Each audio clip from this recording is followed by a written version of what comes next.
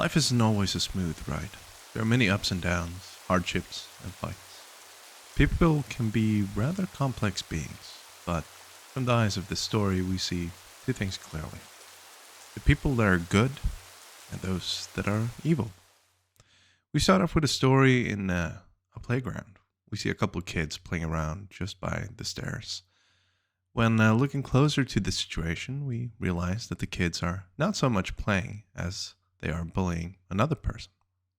Meet our protagonist, Uruma Shun, who is being extensively bullied on a daily basis. Rather than calling it bullying, the kids call it conducting experiments.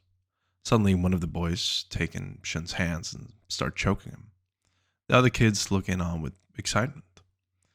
Meet friendly neighborhood bullies, Kuga Daichi, and sitting on his bike we see Ushiro Yuga. Next up we have the handsome Senkoji and the overly excited Madoka Hiro. And last but not least, their leader, Shigoku Kyo, currently the one choking Shun, with a cold expression over his face. Kyo is very invested in his experiment and is showing the techniques he's learned to the others in the group. By tightening the grip across the throat, you can cut off the blood supply to the brain, and eventually, this leading to killing a person. Shin, with a panicked face, actually realizing that he might die if this continues. The bullying started soon after Shun had started the 5th grade, without any specific reason, and the bullying had continuously increased more and more, both in frequency and intensity. So much so that we eventually see Shun soiling himself. Both Kyo and Shun realizing he was about to be killed, but thanks to the accident, it ended up saving Shun's life.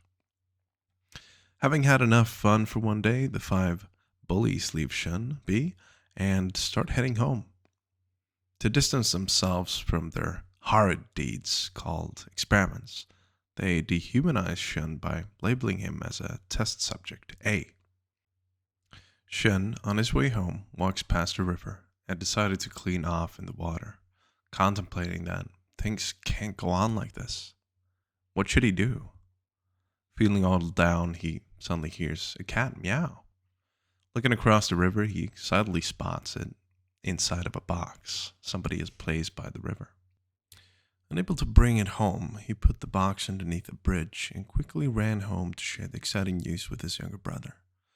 Meeting his mother and father along the way, working in the garden, Shun enters the house and was happily greeted by his little brother, Uruma Kakeru, currently 6 years old.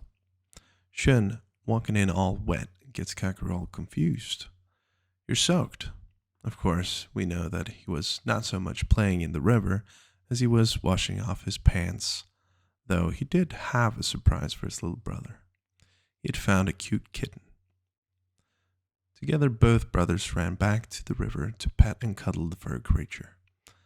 As they weren't able to bring the kitten home, they decided to keep the kitten a secret between themselves to come and feed and cuddle it on a regular basis underneath the underpass. Eventually, Kakeru notices a bruise on Shun's neck, asking about its origin. Shun, being a kind brother, didn't want to burden Kakeru with his daily gruesome experiences and opted to instead lie in order to preserve his brother's innocent smile, which was, let's face it, the only thing keeping his sanity at this point. Both of the brothers kept playing with the kitten underneath the bridge. However, unbeknownst to them, they had been followed by 2 very familiar people.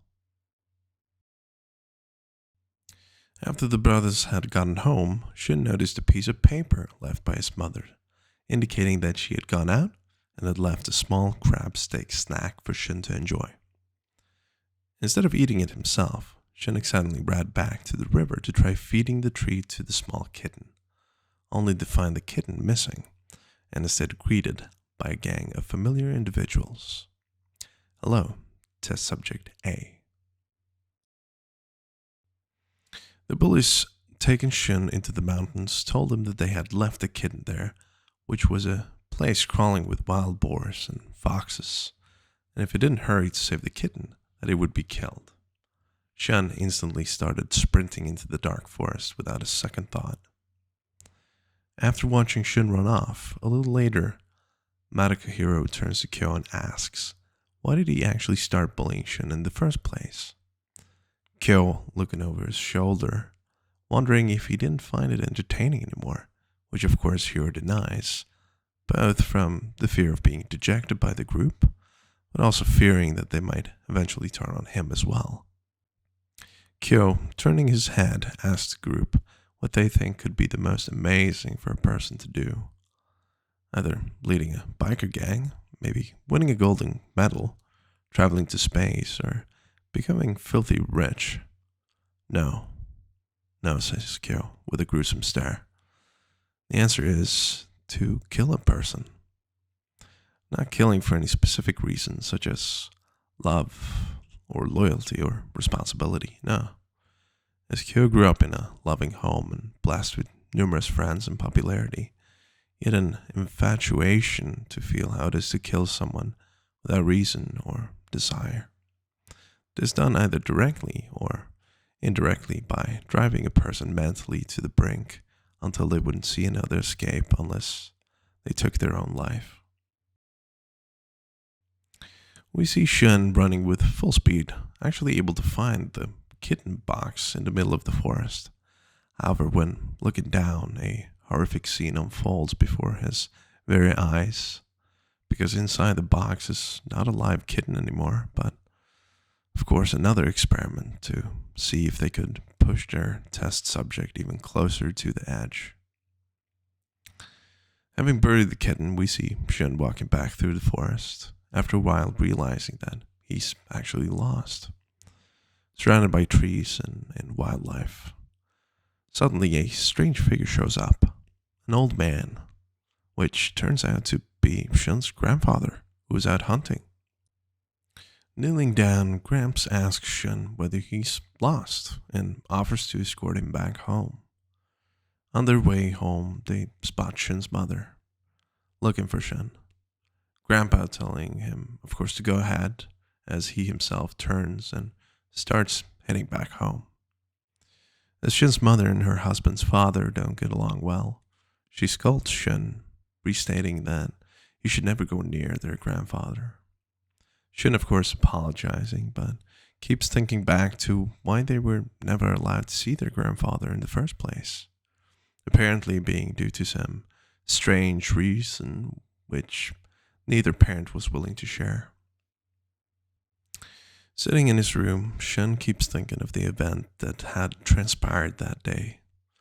Suddenly the door opens, his brother checking in on him, but Shun, trying to avoid worrying his brother, turns his head to hide his emotions and his feelings.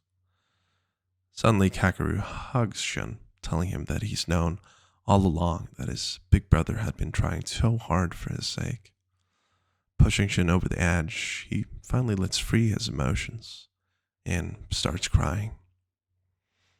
That day, he also told his family about the bullying he was experiencing, not wanting to further expose himself or receive any half-hearted apologies. He kept quiet of the bullies. Not the smartest choice, as there should always be consequences to one's behavior. Though, I also believe that Shun didn't want to aggravate the bullies further as to avoid escalating the situation. Afterwards, Shun's family proceeded to move away so he could transfer to another school. It had been a month since Shun had transferred schools, the bullies sitting quietly inside the corridor, Kyo trying to upkeep an unfazed exterior, but as we can see something that is clearly wrong. For Shun, life was progressing smoothly. This afternoon, his mother and brother are on their way to pick up the dad after work, and leaving Shun with the responsibility to go buy some groceries for the evening. Waving by as the car leaves into the distance. While he's on the way to the grocery store, he's suddenly met with a familiar voice. "Hey, haven't seen you at school lately." The bullies had found him by tracking his mother's regular driving route that she used to pick up their dad. Kuga hands over a phone to Shun, telling him to talk to Kyo, which had been patiently waiting on the line. It was unforgivable for a test subject to run away in the middle of an experiment, and there now has to be some sort of repercussions or punishment. That mountain route that test subject A's mother usually drives through. I think it wouldn't be too weird even if there was an accident there, would it? Shen's mind racing. They wouldn't. It would be murder. They've killed before. Mom, Dad, my brother. The call ends. We head over to the mountain overpass where we see Kyo and Hiro standing overlooking the road. Kyo contemplating this was not how things were meant to go. But oh well. Suddenly Hiro excitedly shouts, Keiya, a nickname he had for Kyo. Look, there's Shun parents. What is the next plan? Kyo looking at Hiro and says, this. Suddenly pushing Hiro down along the mountain and right onto the road. Shun's mother, who was driving, startled, tries to steer to avoid the person who just suddenly fell onto the road in front of him. Unfortunately, throwing the car straight off the road and down along the mountain, crashing straight into a tree. Kyo running straight past Hiro. Hey, looked. It worked, Hiro. Well done. And continuing downhill without a second look if Hiro was fine. Inside the back seat sits Shun's brother, shaking up what had just happened, and calling for his dad and mother, who lie either unconscious or dead in the front seat, blood running down their faces. Suddenly the door opens. There, standing with a rock in his hand, is Kyo, staring straight into Kakeru's eyes. Bam! Kakeru takes a hit to the side of his head, right in the temple. Tumbling in confusion, and blood now running down his cheeks, receives another hit from Kyo. While this is happening, we see Hiro standing behind the car, watching everything happening in front of him, with a faint smile, contemplating and containing both excitement, but also confusion. No words. Lighting a match, Kyo sets the car on fire, signifying that their road had begun. Kyo staring at the blaze with blood splattered all over his body. Fast forward a few hours, Shun arrives to the hospital to find both his parents dead and his brother in a critical state. He had survived, but with serious burns and injuries, and he might never wake up for the rest of his life. Shen realizing what had just happened, his kind and loving family lost, his mind racing and in despair, considered whether to take his own life as well. At the hospital, he met his uncle who offered to take him in. As Shen had just lost his entire family, he didn't have a place to stay. Or did he? Thinking back to when he met his grandfather in the woods, he was out hunting, and he was also carrying a hunting rifle. Shen did have a place to stay, or rather he had a place he needed to go. We now see Shen walking up towards a house, his grandfather's place, carrying 2 big bags of things he was able to take from his old home. He opens the door and greets and thanks his grandfather for taking him in. His grandfather looking at him with a sad look and pets him, reaffirming that he's most welcome. Shen, of course, being there for an ulterior motive. During that night, a rough storm breaks out. Rain is pouring down with high intensity. Shen, thinking back to his last time with his grandfather, I'll send you home. But before that, let me put this away in the warehouse. In the storm, we see Shen standing outside the same warehouse he had been some time prior. Contemplating whether to go inside, He puts the key inside the lock and turns. Standing by the doorway into the dark room filled with old items, Shin stands with a flashlight. He walks in and quickly finds the safety cabinet housing the tool that he needs, the hunting rifle. Suddenly, lightning, illuminating up the room. Shun looking at a portrait hanging on the wall. A Kitayama corpse. An ornamental katana. That man in the portrait has a scar on a similar place as my grandfather. What is this? Suddenly, Shun hears a voice. Shun, what are you doing? It was his grandfather, who probably saw the warehouse door being open and decided to investigate. Seeing the hunting rifle in the little boy's hands, he asks him sternly to give it over. Shin, of course, profusely refusing, holding on to the rifle for dear life, now expressing a look that we had not seen on the kind boy's face before. A look of longing for revenge on those bastards that had taken all that was dear to him. He wanted to kill them all. His grandfather, now with a surprised look in his face, started to realize that his son and Shin's mother didn't perish in an accident, but rather they might have been murdered. Then we should involve the police. No, screams Shin. I won't let anybody take away my revenge. Shin's grandfather now staring into his eyes with a combined expression of disappointment and sadness.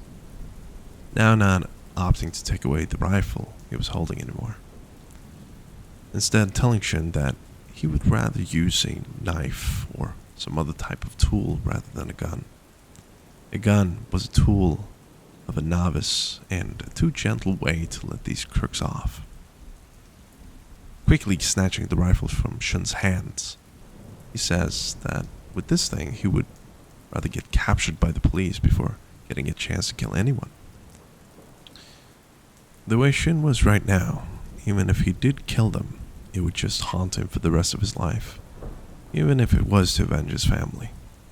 Also, using a gun, where's the thrill in that? Shin, now with a look of straight up horror. What did he just hear? Shin's grandfather stops walking past him and starts talking about the Kuro Sanshofu 100th Special Squadron, also known as the Kitayama Corp.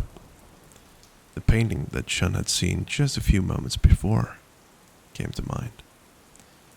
It was a Japanese Secret Service unit established during the Second World War, which teachings his grandfather had been indoctrinated to. The ways of killing people. As Shin was right now, he was not equipped to take revenge, and as his grandfather most likely also wanted some payback for his son's death, suggested to become his teacher. To give him the tools to instill the suffering they deserve, and to be capable to both plan and exact his revenge. Shin, perplexed of this whole situation. His grandfather's words were no lies. He was certain of that, because their eyes bore the exact same lifeless look, indifferent and emotionless. Fast forward 4 years later, we see Shun and his grandfather standing inside Shun's brother's hospital room. Shun looking at his family photo and then putting it down next to his brother, who had recovered mostly from the burns, but still in a coma due to the car accidents the year prior. Shin, now no longer drifting around as the weakling he once was. Even in the muddied world, there are things that are good, and then there are things that were evil. We see a taller Shin heading off. It is currently raining outside, and underneath the umbrella, finally ready to initiate his long-awaited plan.